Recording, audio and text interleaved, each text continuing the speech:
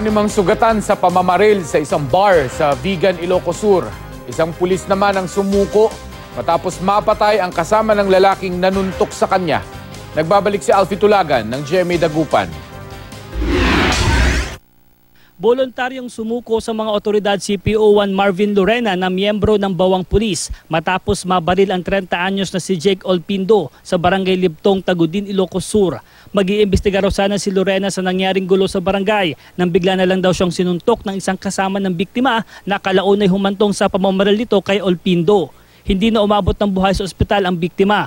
Nakumpiska kay Lorena ang Glock 17 at isang magazine na kargado ng mga bala. Sa Vigan City, Ilocos Sur naman, 6 na tao ang sugatan matapos magpaulan ng bala ang suspect sa isang bar sa Vigan City pasado alas 11 Miyerkules ng gabi.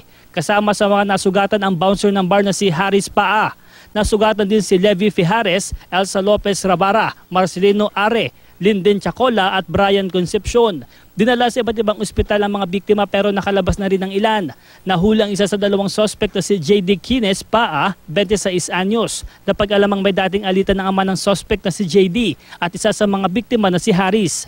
Pamangkin daw ng suspect na si JD si Haris. 9 na basyo at 8 tingga ng caliber 45 na baril ang narecover sa crime scene. Patuloy ang investigasyon sa insidente.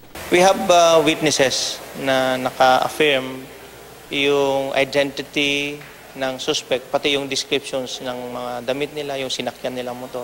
Alfie Tulagan, Nagbabalita, Pilipinas.